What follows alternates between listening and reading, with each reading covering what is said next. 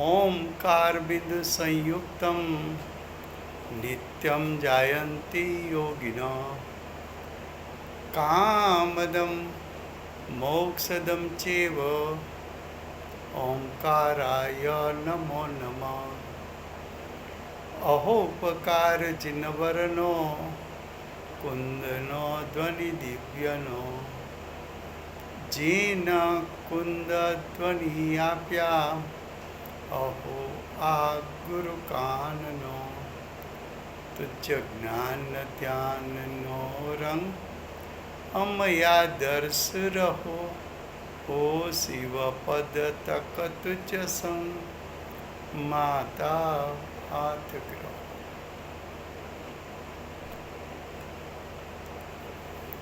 ये जैन सिद्धांत प्रवेशिका है।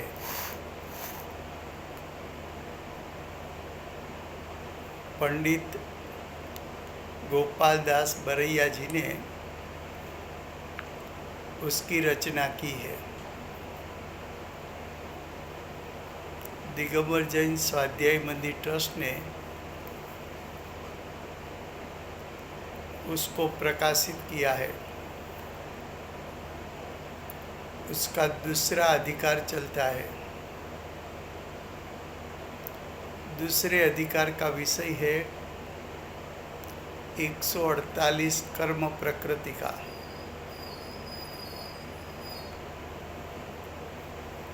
एक 148 कर्म प्रकृति में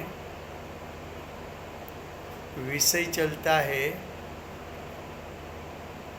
कि एक बार किसी कर्म का बंध हुआ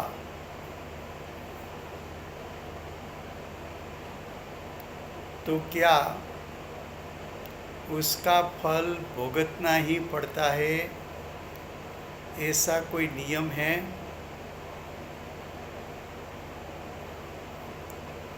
तो कि एक बार कर्म का बंध हुआ उसके बाद जो कर्म का बंध हुआ उसमें क्या क्या पॉसिबिलिटी है।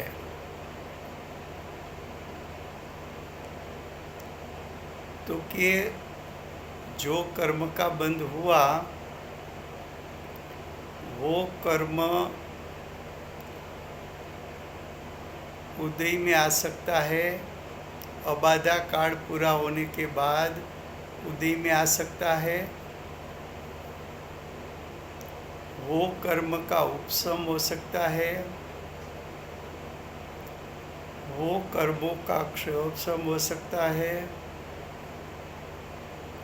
वो कर्म का क्षय हो सकता है, वो कर्म की उद्दीर्णा हो सकती है, वो कर्म का संक्रमण हो सकता है, वो कर्म का उद्याभावी क्षय हो सकता है, वो कर्म का उत्कर्षण हो सकता है, वो कर्म का अपकर्षण हो सकता है। कर्म निधित प्रकार का हो सकता है और कर्म निकाचित प्रकार का भी हो सकता है। इतनी पॉसिबिलिटियां है। फिर से एक बार कर्मनो બંધ થયો પછી એક કર્મ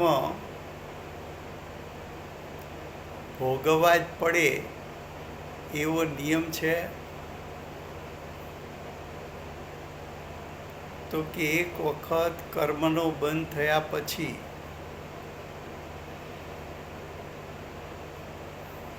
એ કર્મો અબાધા કાળ પૂરો કરીને ઉદયમાં આવી શકે છે। એક કર્મનો ઉપશમ થઈ શકે છે, એક કર્મનો ક્ષયોપશમ થઈ શકે છે, એક કર્મનો ક્ષય થઈ શકે છે, એક કર્મોની ઉદ્દીર્ણા થઈ શકે છે, એક કર્મોનો રાજુભાઈ હા ઉદ્દીર્ણા એટલે એ ઉદ્દીર્ણા એટલે હું સમજી નહીં, સોરી. હા હા ફરીવાર બોલું છું, જુઓ. ના ઉદ્દીર્ણાનો મને હું અર્થ સમજી નહીં એ શબ્દ. હા હા ઉદ્દીર્ણા શબ્દ છે ને, પછી આપણે બધા હાજી. શબ્દના અર્થ કરવાના છીએ. Okay fine, thank you. હા તો કે કર્મનો ઉદય થઈ શકે, ઉપશમ થઈ શકે,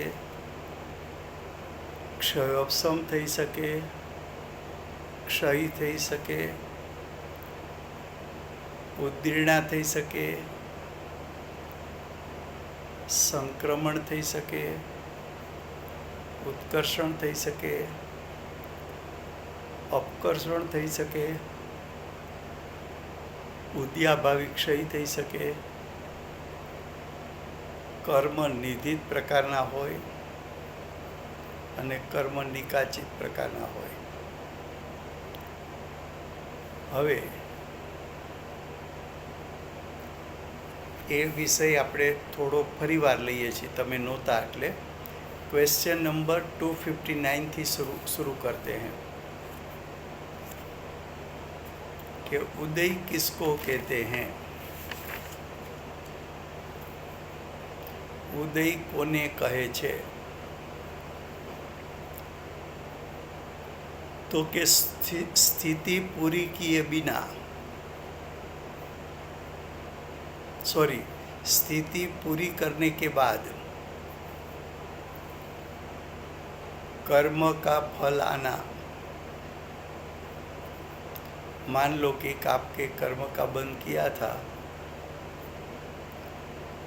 वो कर्म 2000 साल के बाद उदय में आए, ऐसी स्थिति बंद हुई थी. तो वो कर्म 2000 साल के बाद ही उदय में आए. उदय में क्यों आया, तो कि कर्म की स्थिति पूरी हो जाती है, बाद में कर्म फल देने के लिए उदय में आते हैं. तो 2000 साल के बाद कर्म उदय में आने वाला था, उसकी स्थिति पूरी हो गई, इसलिए कर्म उदय में आकर फल देके चले गए, उसको उदय कहते हैं. उदय का अर्थ ये है कि कर्म का फल आना. कर्म का फल 2 स्थान में आ सकता है, एक जीव में आ सकता है, एक पुद्गल में आ सकता है. तो कौन सा कर्म उदय में आया कि जो कर्म जीव में फल दे, ऐसा उदय में आया है, कि पुद्गल में फल दे, ऐसा उदय में आया है. उदय के बाद कहा है 260 में, उद्दीर्णा किसको कहते हैं. तो स्थिति पूरी करने से पहले कर्म का फल आना.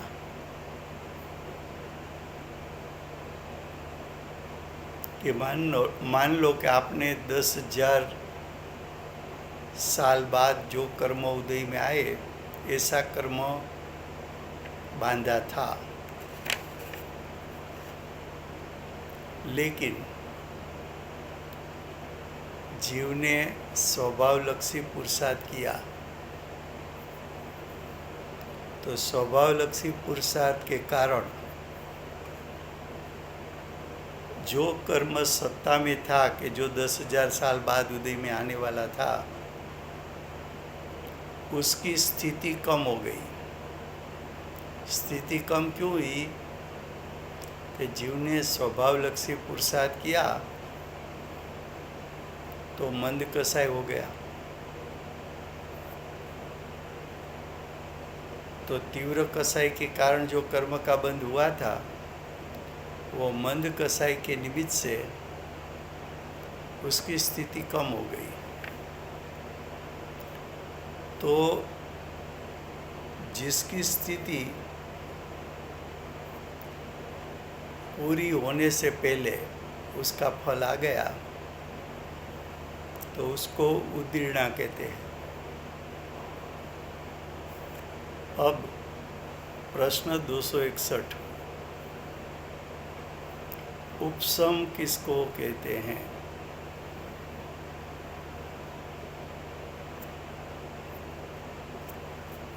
तो उपसम के लिए मैंने एक दृष्टांत दिया था, मैं फिर से देता हूँ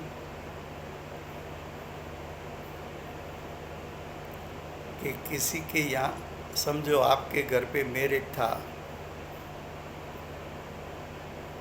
लेकिन कोई रिलेटिव आए, उसने मैरिज में झगड़ा किया, तो उस टाइम तो आप शांत रहे, आपको लगा कि हमारा घर में प्रसंग है, हमें बिगाड़ना नहीं है, उसको जो बोलना है बोलने दो।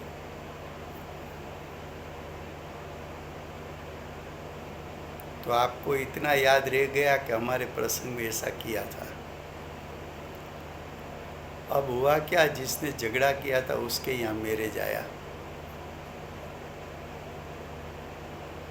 तो आपको पुरानी बात याद आ गई कि आमंत्रण देने के लिए आए, तो उस टाइम मुझे उसको 2 शब्द कहना है। लेकिन उसने क्या किया कि आपके नए समधी को साथ में लेकर निमंत्रण देने के लिए आए। तो आपको बोलना तो बहुत था, लेकिन नए समधी के प्रभाव के कारण आप बोल न पाए, अंदर में रह गया। वैसी तरह कोई कर्म का उदय का समय हो गया, लेकिन जीव का स्वभावलक्षी पुरुषार्थ के कारण वो कर्म उदय में ना आ सका, फल नहीं दे पा सका, और वो कर्म आगे पीछे हो गया।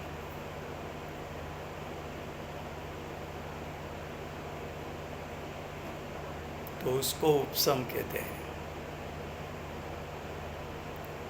उपसम में 4 प्रकार का निमित्त हो सकता है। द्रव्य का निमित्तपना, क्षेत्र। हाँ जी, आपने उत्तीर्ण में भी यही बताया था क्या कि जैसे स्थिति पूरी होने के पहले ही कर्म उदय में आ जाए, और उपसम में भी यही है क्या? नहीं, उपसम में पीछे चला गया ना कर्म।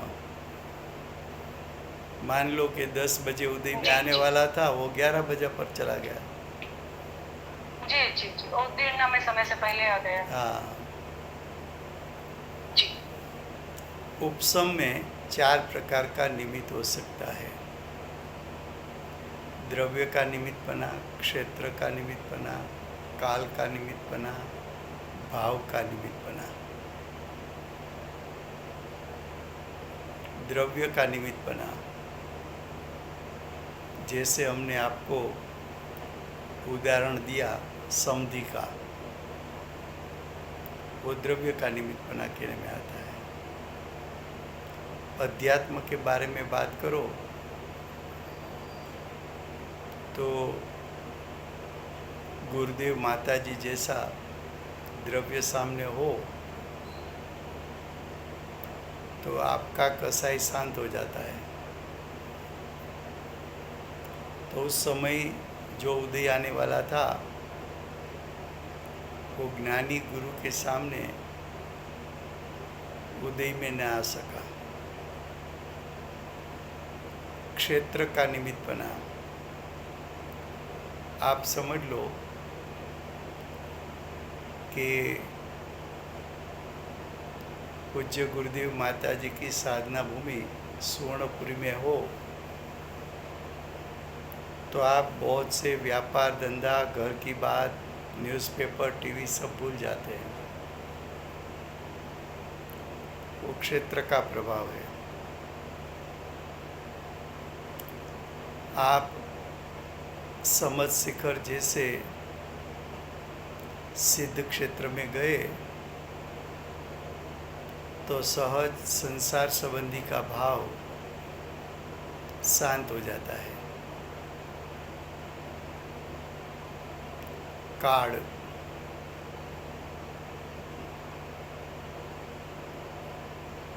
कोई तीर्थंकर का निर्वाण का दिन हो, कोई मुनिराज का दीक्षा कल्याणक का दिन हो, या कोई पूर्व तीर्थंकरों के दीक्षा कल्याणक का दिन हो, तो ऐसे दिनों में आपको धर्म ध्यान करने की भावना विशेष रहती है। तो एक काढ़ की असर है, उसमें निमित्तपना है, भाव। तो गुरुदेव जैसे माता जी जैसे ज्ञानी हो, उसकी अंतरंग वितरागता जो है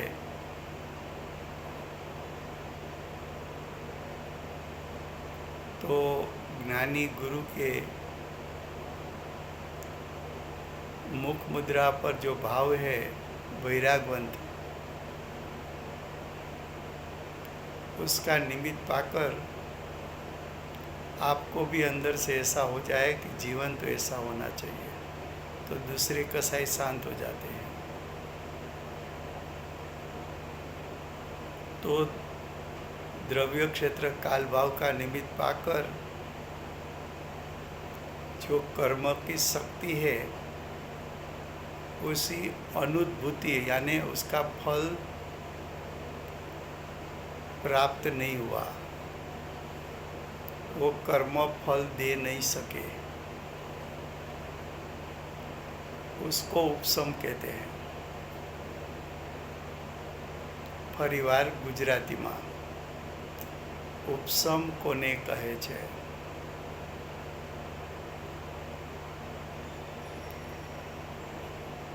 तो के छे कि आप स्वभावलक्षी पुरुषार्थ करो तो उदय में आववा योग्य कर्म ते समये अनुदय रूप थई जाए, એટલે કે ઉદયમાં આવી ન શકે।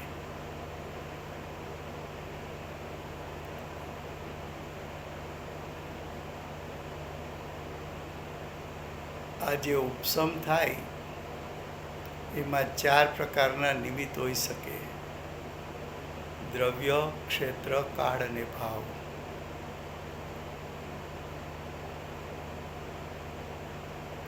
મુનિરાજ હોય, પૂજ્ય ગુરુદેવ જેવા જ્ઞાની હોય, પૂજ્ય માતાજી જેવા જ્ઞાની હોય, તીર્થંકરનું સમવસરણ હોય, તો એ દ્રવ્યનું નિમિત્તપણું કહેવાય। ક્ષેત્ર, સિદ્ધ ક્ષેત્ર હોય, તીર્થક્ષેત્ર હોય, સાધકોની સાધના ભૂમિ હોય, જેમ કે સુવર્ણપુરી ગુરુદેવ માતાજીની સાધના ભૂમિ, તો એ ક્ષેત્રનું નિમિત્તપણું।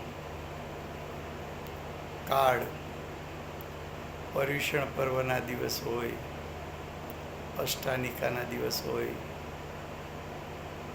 ગુરુદેવ માતાજીના જન્મોત્સવ હોય, માતાજીની સમ્યક જયંતિ હોય, મહાવીર ભગવાનનો નિર્વાણ દિન હોય, તો એ દિવસોને કાળ કહેવાય। અને ભાવ,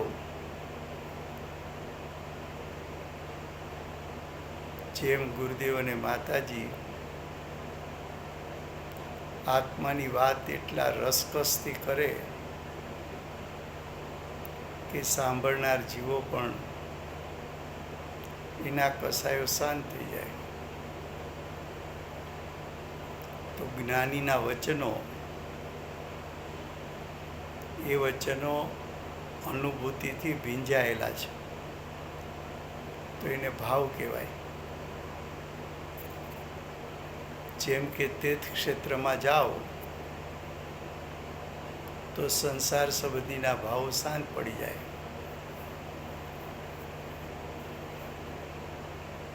મુનિરાજ કે જ્ઞાની ગુરુ કે જેને અંતરંગ વિતરાગતા પ્રગટ થઈ હોય એવું દ્રવ્ય સામે હોય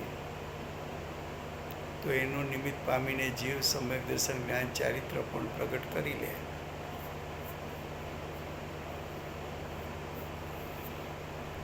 તો એમ 4 પ્રકારના નિમિત્તથી કર્મની શક્તિ. નિમિત્તિ એટલે શું? કે એના પ્રભાવથી કર્મની શક્તિ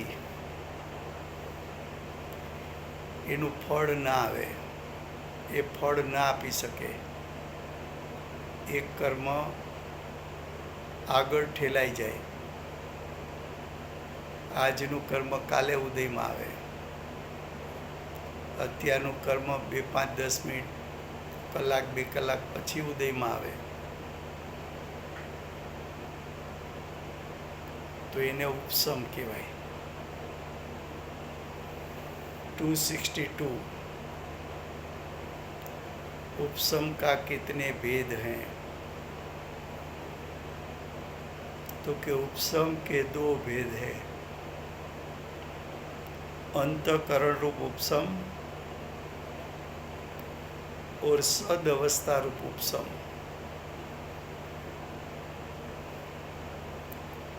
तो अंतकरण रूप उपसम का अर्थ क्या?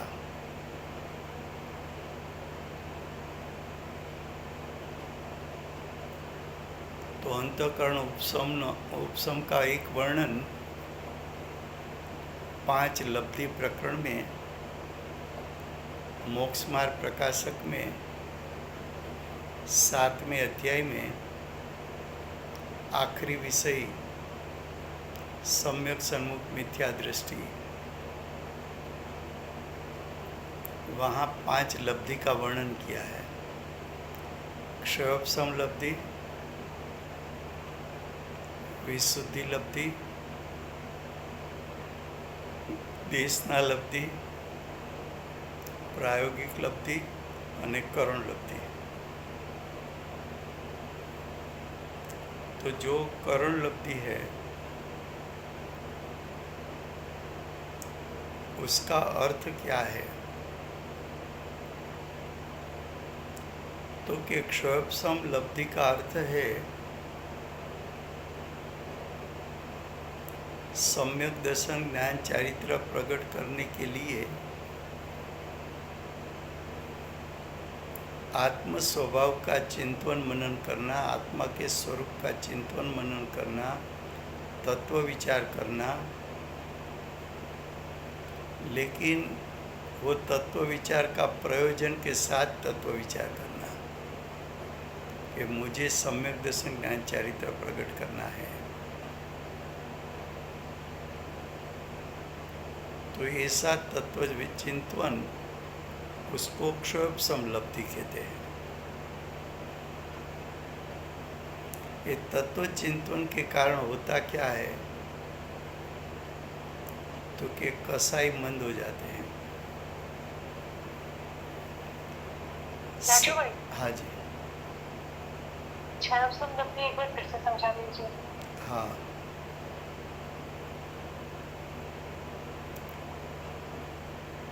उसका कंसेप्ट पहले पकड़ो. कैसी तरह कि आपको सम्यक दर्शन प्राप्त करने का प्रयोजन है. तो सम्यक दर्शन प्राप्त करने के लिए प्रथम स्टेप क्या है?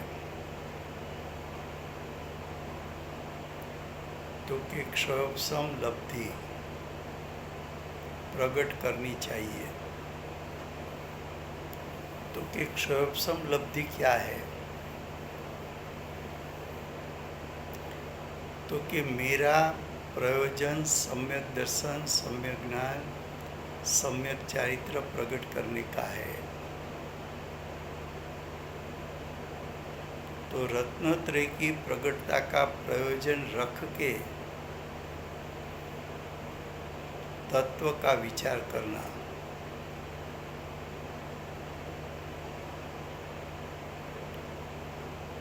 तो वो तत्व विचार स्वभावलक्षी तत्व विचार है। तो उसको क्षयोपशम लब्धि कहने में आता है। उससे क्या होता है कि प्रयोजन की प्राप्ति के लिए किया हुआ प्रयोजनभूत सविकल्प दशा का तत्व विचार के कारण मंद कसाय हो जाता है।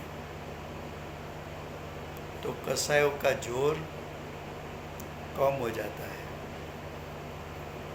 कसायों का जोर कम होता है तो उससे क्या होता है? तो कि उससे तत्व विचार का जोर बढ़ जाता है।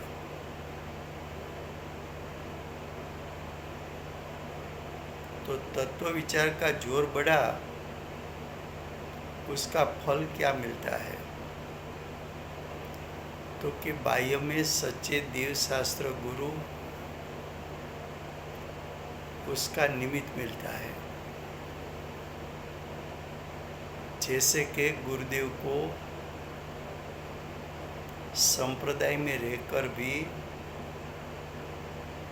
प्रयोजन की प्राप्ति के लिए संप्रदाय के सब आगमों का अभ्यास चिंतन मनन पूर्वक किया और वो भी ढूंढ लिया उसमें से कि मुझे जो प्रयोजन प्राप्त करना है ऐसी बात इसमें से मिलती नहीं। फिर भी संशोधन वृत्ति चालू रखा, चिंतन चालू रखा प्रयोजन के लिए। तो तत्व चिंतन के कारण कसाय शांत हुए, मंद हुए। कसाय मंद हुए तो तत्व विचार का जोर बढ़ा। तत्व विचार का जोर बढ़ा तो उसके फल में सच्चे देव शास्त्र गुरु तीन में से कोई न कोई एक निमित्त रूप मिल जाता है। किसी को तीनों मिल जाता है।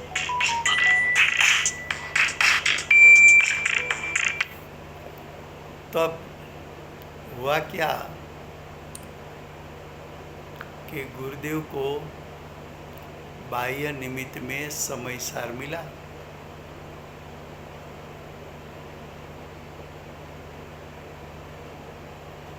तो सच्चे देव शास्त्र गुरु मिला तो क्या हुआ? तो कि सच्चा उपदेश मिला।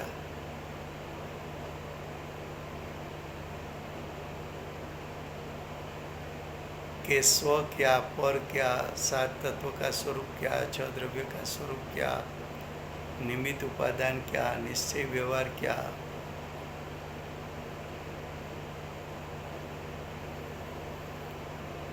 जब ये बात सुना, शास्त्र में पढ़ा या ज्ञानी गुरु के पास उपदेश में सुना, तो अंदर से ऐसा हो गया कि अहो, ऐसी बात तो मैंने कभी सुनी नहीं। ये तो मेरे हित की बात है।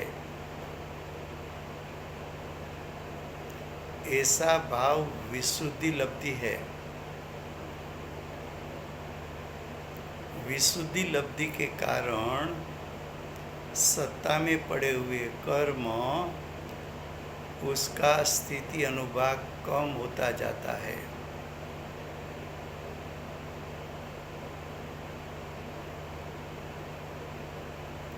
बाद में देशना लब्धि, सिद्धि गुरु की वाणी सुनने मिले,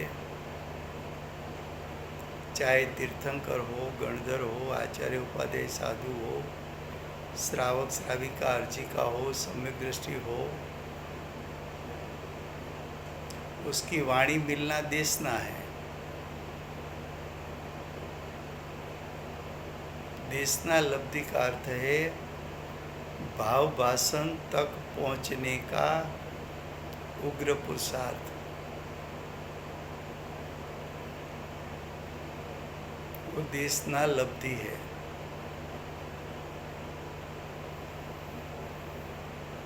फिर वहाँ सविकल दशा में जोर और बढ़ा। क्षयोपशम लब्धि से विशुद्धि लब्धि में अनंता पुरुषार्थ है। विशुद्धि लब्धि से देशना लब्धि में और अनंता पुरुषार्थ है। और देशना लब्धि से प्रायोगिक लब्धि में और अधिक पुरुषार्थ है, अनंत गुणा। प्रायोगिक लब्धि में आए तो कुछ प्रकार के पाप कर्म का बंध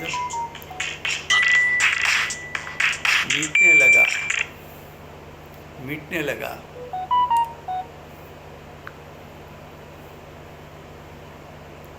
उसके बाद क्या हुआ,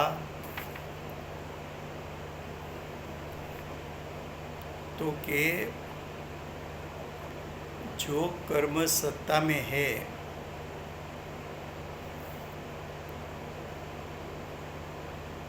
वो कर्म क्रमशः जो लंबे बंधे हुए थे, 70 कुड़ाकुड़ी तक का कर्म होता है। तो प्रायोगिक लब्धि में उसका स्थिति अनुभाग होता होता 1 करोड़ी सागर से अंदर का हो गया। 70 करोड़ी के सामने 1 करोड़ी से कम हो गया। तो अंदर का कर्म का स्थिति अनुभाग कम हो गया और स्वभाव लक्षी पुरुषार्थ बढ़ता गया सविकल दशा में। सविकल दशा में ज्ञायक स्वभाव की महिमा का जोर बढ़ता गया। शुभाशुभ भाव गुण होते गए और वो जीव 5वीं लब्धि में प्रवेश किया। 5वीं लब्धि में जो जीव प्रवेश करता है उसका पुरुषार्थ का जोर ही इतना होता है कि वो सम्यक दर्शन ज्ञान चारित्र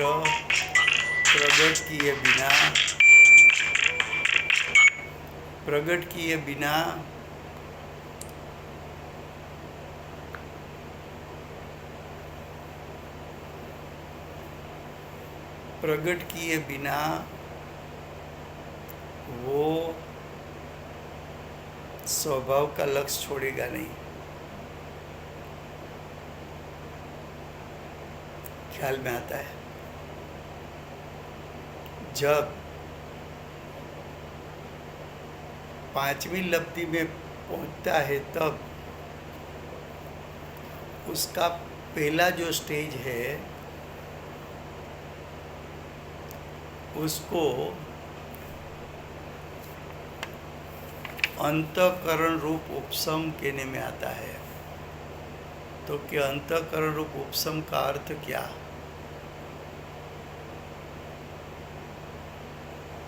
तो कि जब तक मिथ्यात्व कर्म का उदय होता है तब तक जीव को सम्यक दर्शन प्राप्त नहीं हो सकता। लेकिन जीव ने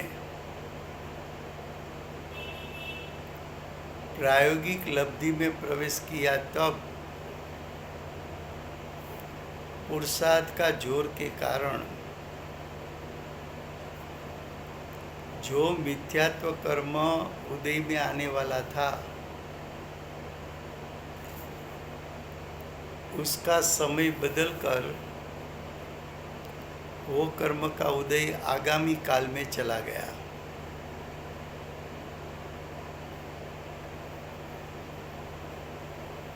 और जिस समय उदय मिथ्यात्व का होने वाला था, वो स्थान से मिथ्यात्व कर्म दूर चला,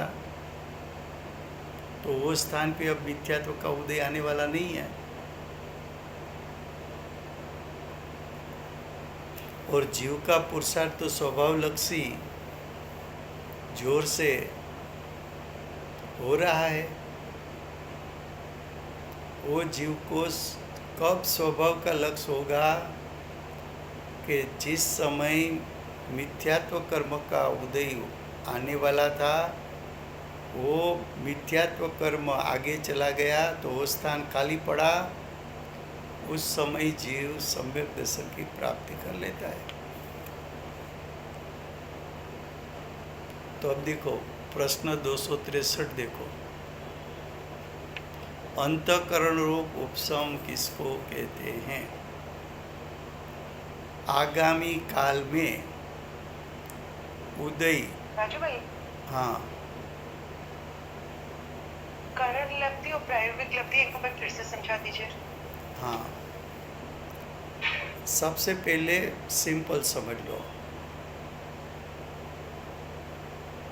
कि प्रथम चारों लब्धि है तो सविकल दशा, नंबर 1। चारों लब्धि में स्वभाव लक्षी चिंतन सविकल दशा का बढ़ता जाता है। चारों लब्धि में पुरुषार्थ का वेग बढ़ता जाता है। क्षोभसम लब्धि से ज़्यादा पुरुषार्थ विशुद्धि लब्धि के लिए है। विशुद्धि लब्धि से ज़्यादा पुरुषार्थ देशना लब्धि में है। देशना लब्धि से ज़्यादा पुरुषार्थ प्रायोगिक लब्धि में है। और प्रायोगिक लब्धि से भी ज़्यादा पुरुषार्थ करण लब्धि में है। दूसरी बात, चार लब्धि तक पहुंचकर जीव का पुरुषार्थ मंद हो गया तो वो पीछे भी आ सकता है। और ये जीव अनंत बार चार लब्धि तक आया है और वहाँ से पीछे चला आया है। जैसे कि आप कोई पर्वत का 2000 स्टेप चढ़ना है, 1800 स्टेप तक चले गए, बाद में आपने बोला नहीं मैं तो थक गई, अब मैं आगे नहीं जा सकती,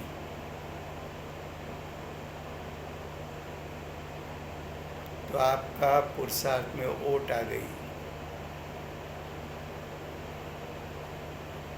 वैसी तरह चार लब्धि पर पहुंचकर और जगह और जोर लगा के पंचम लब्धि में प्रवेश करना है। उससे पहले पुरुषार्थ का जोर टूट गया, पीछे चलाया। लेकिन वो भी बात सही है कि पंचम लब्धि में प्रवेश कर लिया, बाद में उसका पुरुषार्थ कम नहीं होता। प्रवेश किया तो वो अवश्य सम्यक दर्शन ज्ञान चारित्र प्रकट करेगा। चौथी प्रायोगिक लब्धि में जो जीव आया, उसका जो पहले कर्म सत्ता में थे, वो कर्म सीते क्रोड़ाकोड़ी सागर का था। चार लब्धि पूर्ण हुई तब सीते क्रोड़ाकोड़ी सागर वाला बंध भी अंत क्रोड़ाकोड़ी हो गया, 1 क्रोड़ाकोड़ी से कम हो गया। ये तो सविकल्प दशा का जोर के कारण। सविकल दशा में प्रयोजनभूत स्वभावलक्षी चिंतन के फल में इतना तो कार्य हो गया।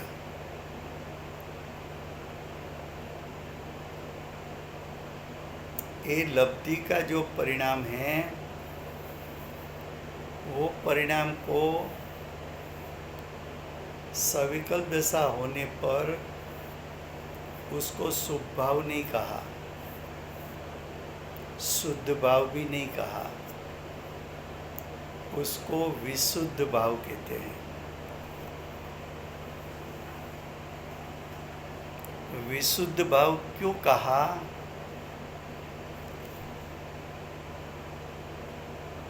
शुद्ध क्यों नहीं कहा? तो कि निर्विकल्प दशा अभी प्रकट नहीं हुई इसलिए शुद्ध नहीं कहा। शुभ क्यों नहीं कहा और विशुद्ध कहा? तो कि ये जीव स्वभाव का महिमा करता हुआ सविकल दशा में भी शुभ भाव को गौण करता हुआ और स्वभाव का चिंतन का जोर बढ़ाता है और शुभ भाव के विकल्पों को गौण करना चाहता है, इसलिए उसको विशुद्ध भाव कहा।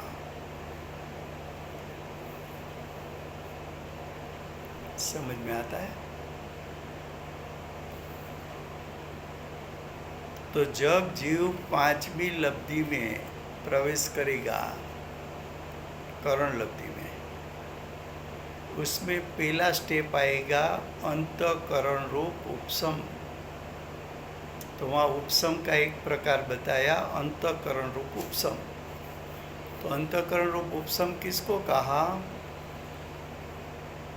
तो कि सबसे पहले तो सम्यक दर्शन प्रकट होता है, उसके साथ सम्यक ज्ञान, सम्यक चारित्र आंशिक प्रकटता है। तो जो समय पांचवी लब्धि में प्रवेश किया उसके बाद अंतर्मुहूर्त काल में सम्यक दर्शन प्राप्त होने वाला है। तो जिस टाइम सम्यक दर्शन प्राप्त होना है उस टाइम जो मिथ्यात्व कर्म उदय में आने वाला था वो कर्म ये पुरुषार्थ के प्रभाव के कारण आगे चला गया, उसका उदय आगे चला गया, उस स्थान पर उदय नहीं रहा। और वो समय पर पुरुषार्थ का वेग बढ़ाकर जीव आएगा, उस समय स्वभाव को ग्रहण करके सम्यक दर्शन को प्राप्त कर लेगा। तो उसको अंतःकरण रूप उपशम कहने में आता है। लो समय हो गया। ये बहुत રાજુભાઈ હા તમે પ્લીઝ થોડું ગુજરાતીમાં બી લેજો ને. હા ફરી વાર લેશો। Thank you. આ પાંચ લબ્ધિનું પ્રકરણ છે ને બહુ જ સરસ છે। આપણે સંક્ષિપ્તમાં લીધું, થોડું ખ્યાલ આવી જાય એમ। વર્તમાન થેન્ક યુ સો મચ. હા, વર્તમાન 24ના આખરી તીર્થંકર બાલ બ્રહ્મચારી મહાવીર ભગવાનનો જય હો। કડીકાળ સર્વજ્ઞ મહાવિદ્ય ક્ષેત્રમાં બિરાજમાન પ્રથમ તીર્થંકર ધર્મ ધુરંધર અનંત ચતુષ્ટયના ધારક દિવ્યધ્વનિના દાતાર શાસન ઉપકારી શ્રી સિમંદર ભગવાનનો જય। કડીકાળ સર્વજ્ઞ પ્રમત અપ્રમત ગુણસ્થાનધારી પ્રચુર સ્વસંવેદન કરતા ભગવત શ્રી કુંકુંદાચાર્ય દેવનો જય। વર્તમાન કાળે જીવની મુખ્યતાથી ઉપદેશ આપનાર, તીર્થના નાયક, તીર્થના સ્થાપક, તીર્થના પ્રવર્તક પરમ કૃપાળુ શ્રી સદગુરુ દેવનો જય। પૂજ્ય ગુરુદેવની નવ ભવનો મહિમા બતાવનાર પ્રસમ મૂર્તિ ભગવતી માતનો જય હો.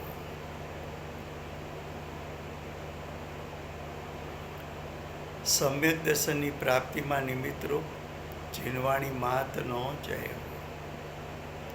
પૂજ્ય ગુરુદેવ અને માતાજીની સાધના ભૂમિ સુવર્ણપુરી ધામનો જય હો. સુવર્ણપુરી ધામમાં બિરાજતા સર્વે દેવ શાસ્ત્ર ગુરુ ભગવંતનો જય હો. વર્તમાન ગુરુ અને ભવિષ્યના તીર્થંકર શ્રી સૂર્યકીર્તિનાથ ભગવાનનો જય હો. શ્રી સૂર્યકીર્તિનાથ ભગવાનના સમૂહ સરળના મુખ્ય ગણગર દેવેન્દ્ર કીર્તિનાથ ભગવાનનો જય હો. પરમ દિગંબર જૈન ધર્મનો જય હો.